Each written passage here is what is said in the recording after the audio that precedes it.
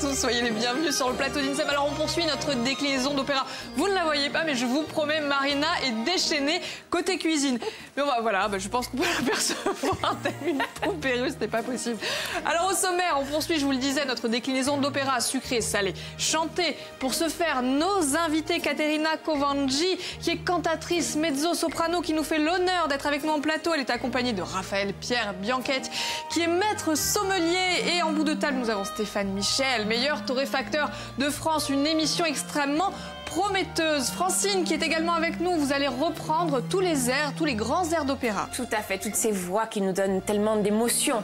Vous n'allez pas chanter, mais vous pourriez. Hein. Je pourrais. Elle le fait bien. À suivre, Serge va s'improviser critique gastronomique, pardon. Alors, il va nous faire découvrir un établissement qui s'appelle La Gaffe. C'est du côté de Saint-Florent. Il a testé et il a approuvé. À 13h, évidemment, on va passer à table. Dégustation dans les règles de l'art. Vous allez voir, agrémenté d'un petit café infusé, évidemment à froid. Alors ça, c'est la particularité. Si vous avez envie de poser des questions, si vous êtes curieux, vous pouvez appeler au 0800 320 900. On vous répondra en direct ou alors écrire sur Facebook. Hein, Francine, vous veillez. Je vais veiller sur votre poste. Alors tout de suite, on va passer du côté cuisine après le jingle. C'est parti.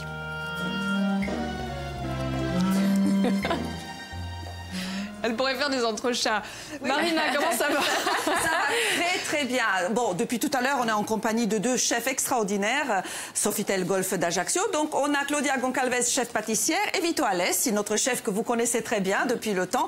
Donc, Vito a bien avancé côté salé, puisqu'on a l'opéra salé, 2 versions, et sucré. On attend un petit peu pour le sucré, c'est le suspense, et le salé, on en est où? Donc, on se rappelle notre biscuit Joconde. Le biscuit Joconde imbibé. On a donné tous les secrets, hein, le foie gras cuit sous vide à 57 degrés une demi-heure. Votre recette également. Voilà. Donc là, on a tassé ce foie gras. On a tassé le foie gras, tout à fait. Et il nous reste la dernière étape, c'est le glaçage. Donnez-nous rapidement les ingrédients pour ce glaçage qui est différent d'un glaçage, je dirais, classique. Alors le glaçage, j'ai juste pris du café Trabic, du Trabic de café. Concentré, très amer. À la maison, on peut utiliser du café soluble. Très bien. La recette s'affiche pour nos téléspectateurs. Qu'on va dissoudre dans du chocolat et du beurre, comme une ganache. OK. Voilà. Il y a plus qu'à. Respectez bien les dosages qui sont inscrits, de façon à ce que le glaçage tienne bien après. Et il est d'ailleurs très très brillant. Hein. Voilà, très brillant. Ça, c'est important pour un glaçage, bien sûr, ça porte bien son nom. Et vous allez voir tout à l'heure que pour notre recette sucrée, ce n'est pas du tout le même glaçage. Il y a des secrets, c'est pour ça qu'il faut rester. Hein. Alors Vito et Marina, vous savez, vous êtes déjà en train d'intriguer notre torréfacteur, je l'ai vu. Oui. Vous avez prononcé le mot café, il est en éveil. Bien sûr, et Stéphane aura tout le plaisir de nous préparer quand même un accord mais-café tout à l'heure, justement avec la partie sucrée. Plus traditionnelle. Plus traditionnelle que l'on connaît. On aime tellement ces gâteaux traditionnels et classiques, n'est-ce pas Claudia? Que vous d'ailleurs, préparez régulièrement au Sofitel Golf d'Ajaccio. C'est vrai. Comme le Paris-Brest, comme le millefeuille. On n'aime pas, on adore. Paris-Portiche. Paris-Portiche, excusez. Non. N'importe quoi. Déclinaison du Paris-Brest. Déclinaison, bien sûr. Voilà la brillance. Maintenant, je suppose que ça doit reposer au réfrigérateur. Pour ça pendant 4 heures. J'y vais. Ah oui. Tout simplement. Ouais. Est-ce que vous voulez qu'on ressorte déjà le résultat ou on attend un petit peu? À votre guise, chef. C'est vous qui décidez. Chef. On va juste le sortir et je procéderai à la décoration en fin d'émission. Version 4 heures plus tard, c'est la magie de la télévision. C'est fou ce que le temps passe vite tellement on se sent bien dans cette émission. Donc voilà. Waouh. Alors déjà, vous voyez bien à la découpe, les strates, hein, les couches. On aurait pu, chef nous l'a dit, jouer sur 2 Jocondes. Là, on a laissé la base. On se fait plaisir. Le foie gras est magnifique, la couleur est splendide. L'illusion, fonctionne. N'est-ce pas? Oui, c'est vraiment un trompe-l'œil. C'est vraiment un trompe-l'œil. On dirait un opéra sucré. On a hâte de déguster. Hein. Ah bah oui, nous aussi. Alors avant d'en arriver là, si vous êtes d'accord, on va revenir de ce côté-là du plateau et nous allons faire les présentations. Caterina, bonjour et bienvenue, merci d'être avec nous. Vous êtes grande cantatrice mezzo-soprano. Vous nous faites l'honneur d'être sur le plateau d'INSEM. On va préciser que vous venez de gagner un concours international, le concours de Méditerranée de chant lyrique, c'était à Bari. Oui, c'était à Bari et c'était finalisé gala-concert à Théâtre Petrocelli. Et c'était quand? Récemment. C'était tout récemment. Oui. Alors, comment vous êtes tombée dans l'opéra pour ceux qui ne vous connaîtraient pas, Caterina? Oh, c'est devenu mon grand rêve. J'étais vraiment tombée amoureuse d'art, d'opéra. Depuis toute petite? Oh oui, j'avais 12-14 ans. Oui. Faut dire que vous venez de loin, hein, quand même. Oui, je viens de Saint-Pétersbourg et on dit en Russie que Saint-Pétersbourg c'est la capitale culturelle de Russie. Alors nous avons les théâtres, les salles splendides et j'avais de la chance d'aller avec ma famille, avec ma mère, ma grand-mère à l'école, à l'opéra et j'ai éprouvé un tel sentiment que je ne pouvais plus sortir. C'était une évidence. Vous êtes tombée dans la marmite toute petite, si je puis dire. Alors, vous nous faites l'honneur, évidemment, d'être avec nous sur le plateau d'INSEM. Vous nous faites le plaisir d'être également en Corse cet été. Vous allez pouvoir permettre au grand public de vous écouter. Vous avez quelques dates de prévues. Oui, je vais chanter le 21 à Porto Vecchio, la Bastion de France. Et ensuite, le 30 juin et le 7 juillet à l'église de Porto Vecchio. J'espère que vous avez tous noté, oui. j'allais dire très précisément, les dates. Pourquoi cette passion pour la Corse? Est-ce que vous pouvez nous le dire? Est-ce que vous pouvez nous l'expliquer? Déjà, merci beaucoup. Je me sens honorée d'être ici avec vous. Et en Corse, je me sens tellement bien. Je suis mariée, mon époux est corse. Ah ben voilà. On le salue, il n'est pas loin. On lui fait un gros bisou. Nous sommes mariés à Castagniccia, à Ortale d'Alesani. Vous le prononcez extrêmement bien, hein, s'il vous plaît. Excusez-moi. Bravo. Waouh. Ah ben oui. Ah ouais, une photo. Magnifique. C'est un décor digne de l'opéra. C'était émouvant. Et je suis tellement bien accueillie en Corse. Déjà avec ma famille Boniface en Corse. Et j'adore les gens en Corse. Je les trouve chaleureux, généreux. Et c'est plaisir et je suis honorée de partager mon art aussi avec les Corses. Cet été. Comme les Russes. Les mêmes. Les mêmes. Je dis ça pour vous. L'âme généreuse. Voilà. Alors vous nous avez fait l'immense honneur et vous avez accepté de venir sur le plateau. Vous allez interpréter un air de Carmen. Ce que je vais vous demander, Caterina, c'est d'aller tranquillement vous installer. Et nous, on va en profiter, Francine, si vous êtes d'accord, pour faire jouer nos téléspectateurs avec vos fameuses énigmes. Tout à fait. On va encore une petite technique énigme. Indoviner la donna oggi e vi do a scoprire un giorno la città da Sante. Caterina, si vous voulez bien aller vous installer.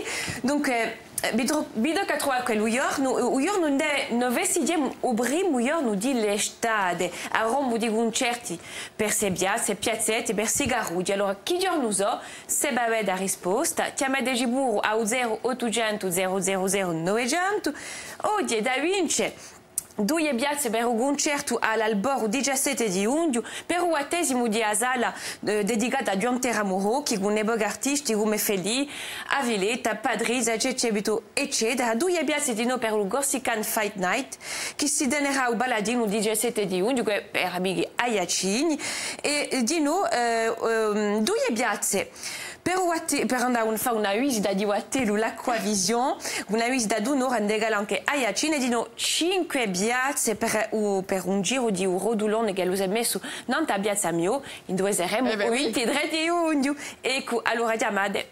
Et on vous invite tous à nous rejoindre, évidemment, le 23 pour la dernière, Place Mio. Hein, on est bien d'accord, ma chère Francine. J'aurais pu demander à Caterina de faire la traduction, hein, parce qu'elle chante, elle dit même quelques mots en corse, mais on va... Bon, oui, ça m'arrivait déjà à chanter en Corse. Ah ben. Oui, et je vais continuer avec plaisir. Voilà, en entendant un air de Carmen.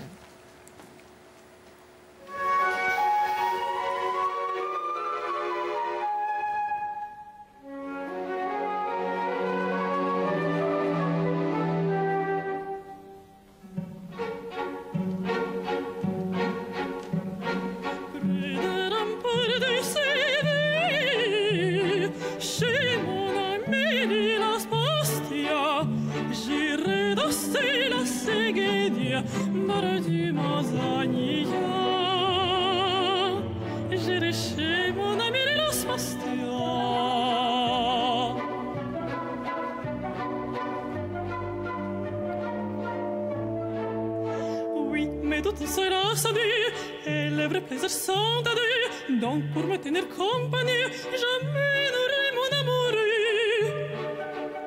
Mon amoureux, il est adoré.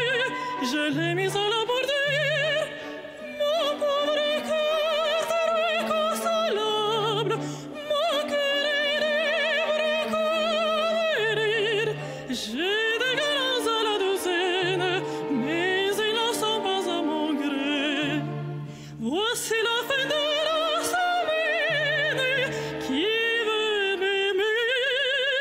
je l'aimerai. Qui veut mon âme l'est à prendre. Vous arrivez au bon moment. Je ne guère l'attends d'attendre, car avec mon nouvel amant, près des remparts de Séville, chez mon ami Las Postia, nous danserons la seguidilla, Marasina Zania.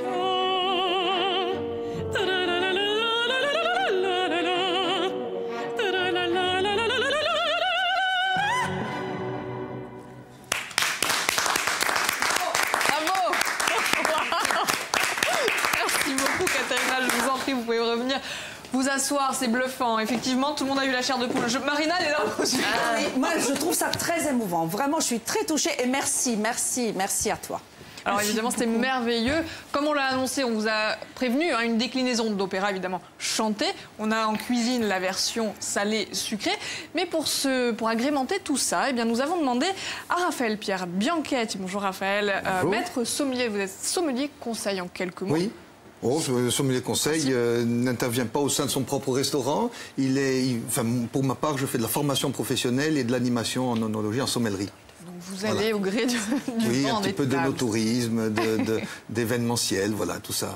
Et alors, à côté de vous, nous avons Stéphane Michel. Bonjour Stéphane. Bonjour. Vous êtes meilleur torréfacteur de France. Vous avez gagné ce titre en 2010. Oui. Mais il est acquis à vie. C'est ça. Alors, à tous les deux, je vous ai demandé de réfléchir à des boissons qui pourraient agrémenter et accompagner ce que va préparer Marina. On va commencer avec vous, Raphaël. Il va y avoir une sorte de chorégraphie, on vous prévient, puisque je pense que Stéphane va s'agiter également pendant que Raphaël travaille. Raphaël, la difficulté du challenge du jour, c'est qu'il y a une version évidemment traditionnelle de l'opéra sucré, mais il y a une version un peu plus compliquée. Revisiter, c'est celle de Vito salée. Alors qu'est-ce que vous allez préconiser? Comment est-ce qu'on pourrait agrémenter ces plats? Alors d'abord, le choix d'un vin n'est jamais imposé au client, hein, mais on va essayer de suggérer en tout cas un type de vin qui pourrait sortir un petit peu de ce qu'on a l'habitude d'associer au foie gras en début de repas. D'habitude, la tradition voudrait qu'on mette un petit vin moelleux ou un grand vin moelleux, mais un vin liquoreux, voilà. Moi, j'ai un petit peu échangé justement avec Vito, qui m'a bien décrit ce plat, qui est à la fois savoureux, qui est onctueux, souple. Donc il faut tenir, pour le choix d'un vin, pour sélectionner un vin, il faut vraiment tenir compte du plat et à la fois son intensité. Et là, pour le coup, on a quelque chose de très expressif. Donc un vin rouge pourrait largement, évidemment, tenir sa place face à un plat comme ça. Et en même temps, tenir compte de la succession des vins qui pourraient advenir pendant le repas, tout au long du repas. Donc ne pas commencer avec des vins trop puissants, trop charnus, trop tanniques ou trop forts. Donc j'ai, pour le coup, suggéré un vin rouge issu du cépage Chacarel. On est en Corse, on va favoriser les cépages nostrales. Et pour ce faire, moi j'ai choisi donc un Chacarel de la vallée de la Gravonne, qui est un cépage qui n'est pas trop tannique, qui donne des vins plutôt clairs en couleur et qui devrait absolument pas prendre le dessus sur ce plat, mais qui devrait parfaitement résister à la fois à la richesse des arômes, parce qu'il y a du café, on peut le rappeler, hein, le côté torréfié, le cacao, le chocolat qui est présent, et puis bien sûr la finesse et la puissance du foie gras.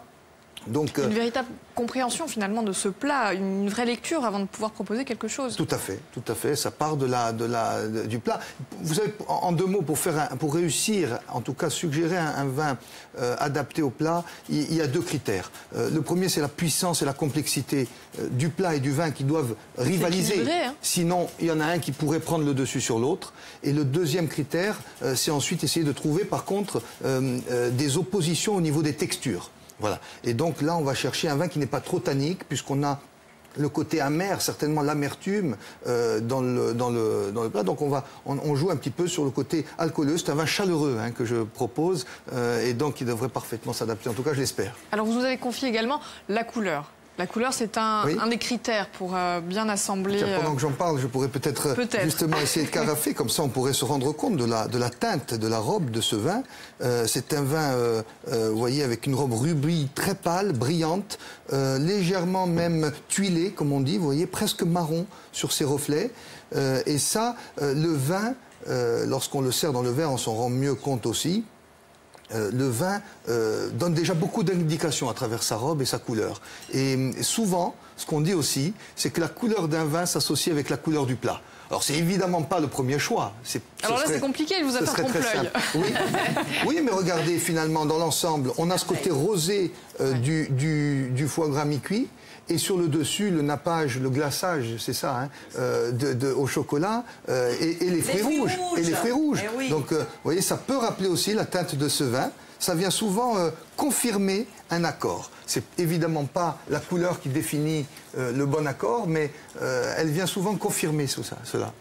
Merci Raphaël pour ces précieux conseils. Évidemment, on dégustera en fin d'émission, mais on en profite déjà pour rappeler que ces merveilles que vous avez devant vous sont quand même à consommer avec modération. Toujours. Bien évidemment. Stéphane, de votre côté, une petite suggestion pour agrémenter le plat de Marina. Pour agrémenter le plat, alors j'ai fait quelque chose de pas facile parce que c'est pas facile de parler, de pouvoir.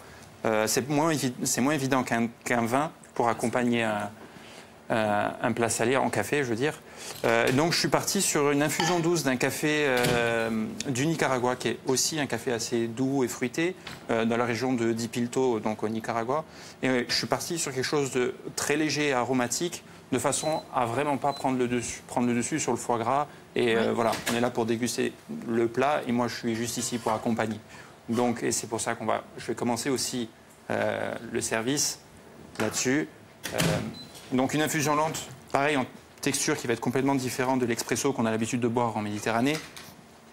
Avec une température très particulière. Avec une température particulière, j'infuse toujours le café, quand c'est pour une boisson chaude, à 92 degrés.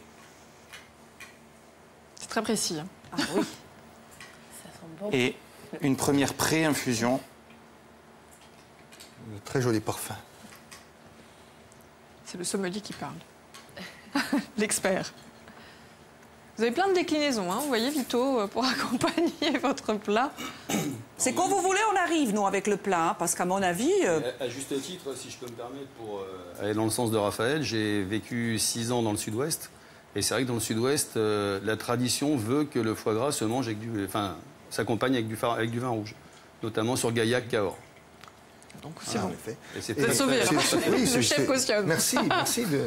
Et moi, je voudrais rajouter quelque chose, si c'est possible, que le rôle du sommelier n'est pas forcément de proposer du vin. C'est la boisson de prédilection, je dirais, pour les sommeliers, mais un sommelier est aussi en capacité, normalement, de suggérer des cocktails, des thés, et pourquoi pas des cafés de cette qualité à des personnes qui, par exemple, ne consomment pas d'alcool.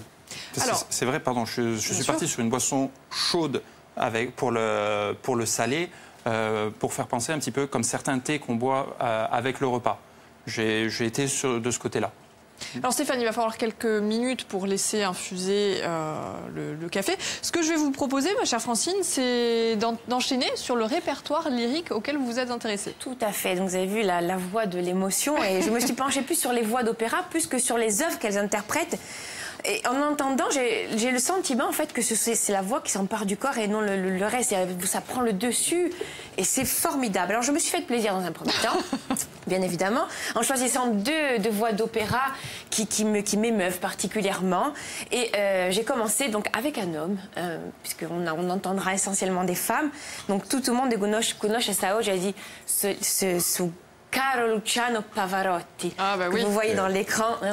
Donc vraiment un grand monsieur, et je l'ai entendu toute mon enfance parce que ma maman était folle, on écoute. C'est un ténor, une voix de ténor. J'adore, c'est Nessun Dorma, vous connaissez les œufs de Caterina se mettent à briller. Exact. Alors c'est un des chanteurs lyriques les plus médiatisés. Et vous saviez qu'il se dirigeait plutôt vers une carrière de professeur de sport. Et c'est grâce à sa maman.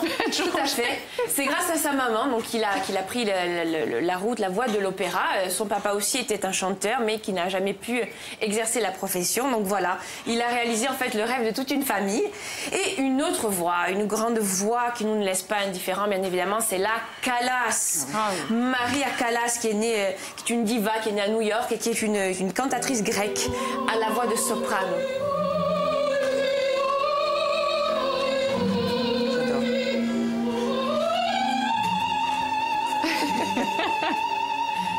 C'est très impressionnant. Elle a incarné beaucoup de personnages avec une grande capacité, des grands rôles dramatiques. Elle avait un timbre de voix très particulier, un registre très étendu de près de 3 octaves. Vous aussi, vous vous promenez un petit peu, Catherine? Je fais 2,5. 2,5, c'est pas mal. Hein? C'est très bien et c'est très émouvant en tous les cas. Donc c'était l'extrait de Maria Callas. Il faut savoir aussi qu'en opéra, les rôles de l'héroïne sont souvent chantés par une voix de soprano. On les appelle également les mezzo. C'est la voix féminine de timbre moyen. Une voix aux aigus développés, c'est ça, Catherine? Oui. Vous-même, vous faites partie de cette catégorie mezzo-soprano. Et je me suis intéressée donc un petit peu à cette tessiture. Et j'ai vu qu'il en existait pas mal. Alors, à commencer par la mezzo-soprano léger ou la Dugazon, du nom de Louise Rosalie Dugazon, dite Dugazon, une célèbre interprète du XVIIIe siècle. Donc on donnait aussi des noms de cantatrices à ces fameuses voix. Donc j'ai sélectionné un petit extrait de cantatrice pour vous donner un petit peu l'idée de ce qu'est cette tessiture. Avec, vous connaissez d'ailleurs cette cantatrice, Frederica von Stade. On peut écouter s'il vous plaît. Mezzo-soprano léger. Elle est originaire du New Jersey. Et elle nous interprète, vous connaissez cet opéra? Interprète le rôle de Cherubino, c'est l'air de l'opéra Les Noces de Figaro. Et j'aimerais bien remarquer ça, que la voix de mezzo-soprano peut incarner les rôles des femmes passionnées, mais aussi les garçons. C'est un rôle, le rôle d'un homme qu'elle joue dedans d'ailleurs. On la voit avec une perruque et elle ressemble d'ailleurs un petit peu à Mozart, un peu des allures. Hein, c'est vrai, c'est une voix de femme, je trouve ça sublime en fait. Ensuite, il y a la mezzo-soprano lyrique. Ça doit être une voix moyennement puissante, avec des couleurs chaudes dans le bas du registre. Alors j'ai sélectionné une autre cantatrice, Elina Garancha, que vous connaissez également, vous voyez la photo. Elle est originaire de Lettonie, donc l'Union soviétique. Elle est réputée pour la puissance, une voix très puissante. Écoutez ça.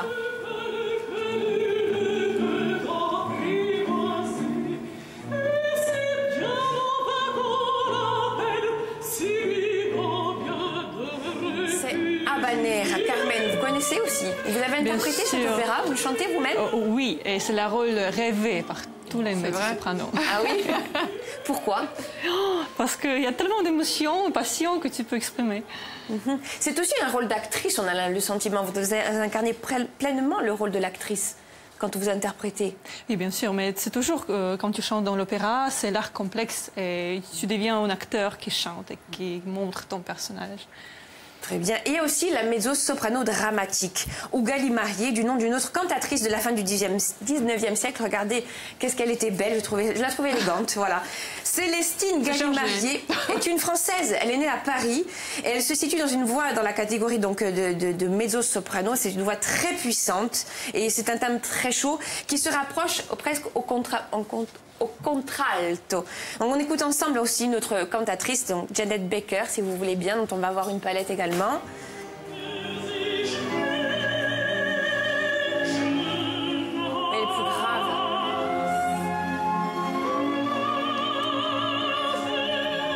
Vous connaissez également cet air? C'est Alto Rhapsody. C'est magnifique. Alors, j'ai envie de vous poser une question, Catherine. Est-ce qu'il est facile de trouver sa catégorie, sa tessiture dans la voix de l'opéra? C'est pas si facile, mais on arrive. Parfois, c'est évident. Tu ressens quel type de la voix tu es et qu'est-ce que tu préfères, dans quelle technique tu te sens mieux. Magnifique. Voilà, merci pour cette parenthèse, Francine. Merci, Katharina. C'est l'heure à la fourchette. Et c'est content de déguster. Alors, j'imagine que maintenant, le café a fini d'infuser. Les verres sont servis. Venez, Marina. Voilà, le meilleur pour la fin. Excusez-nous, c'est la dégustation. Mais on précise tout de même que ça va se poursuivre, hein, à partir de 13h. Là, c'est que la partie salée, on est bien d'accord. L'opéra salé. C'est bluffant. L'illusion est parfaite. Donc, Katrina, tu n'as pas le droit de déguster puisque tu vas chanter. Désolée. C'est comme ça, c'est la vie, c'est comme ça. Francine, toi aussi, c'est à vous parler, les garçons. Non, mais c'est Stéphane qui va parler, on peut profiter. Tu ne pourras pas t'attirer comme ça. Moi, je dis pas non. Bien sûr, on va découper, tout le monde va déguster. On a évidemment laissé Claudia du côté cuisine parce qu'elle va quand même continuer à s'affairer pour notre version sucrée de l'opéra. Voilà. Est-ce qu'elle est importante aussi, la couleur du café, tout comme le vin? Est-ce qu'on le note, ça? J'y vais. La couleur du café, en fait, elle va surtout être due à la couleur de torréfaction mais aussi au grammage qu'on va mettre pour préparer le café. Là, je suis parti sur 50 grammes de café pour 50 centilitres d'eau. Ça va rester assez clair. Ça va rester assez léger. clair et c'est voulu. Voilà. Certains diront que c'est un jus de chaussette. J'ai failli le dire, mais j'ai pas non, mais osé. j'ai senti, c'est pour ça que j'ai entendu. Le coton. Mais c'est très mais bon. pas Il a du de l'eau à tout. 92 degrés. Voilà. C'est complètement voulu pour justement avoir une boisson assez fine et pas trop de corps pour accompagner et pas prendre le dessus. Ça, c'est important. Et c'est parti. Waouh. Stéphane, tu Alors, vas Charles a gagné, ma chère Francine. Tu peux être au téléphone avec nous, mais ça va être un peu court. Allez, En tout vous cas, hésitez. on le donner la réponse. Donc c'était le 21 juin, bien évidemment, la fête de la musique, l'arrivée Évidemment. de l'été, qu'on fêtera bientôt. D'ailleurs, c'est un délice. Marina, dit-elle la bouche pleine. Ah, bravo. Alors, vous savez ce qu'on fait? Personne ne bouge. L'émission va évidemment se poursuivre à 13h. On va voir comment Stéphane va préparer cette fois et accorder son café. Mais son café infusé à froid. Ce sera pour la version Très bien. de Claudia. Un peu de musique, Catherine. Vous restez avec nous. On va continuer en musique, évidemment. Très bon. C'est bon, À Marina? consommer avec modération, l'accord est parfait. Bravo Raphaël. Merci. Alors, Bravo, moi, je chef. demande à Francine Merci, de rouge, goûter et bravo. de tester le café, je peux? la version. Tant pis pour À vous. tout de suite. Allez, on ne bouge pas, à tout de suite. C'est délicieux. È buonissimo.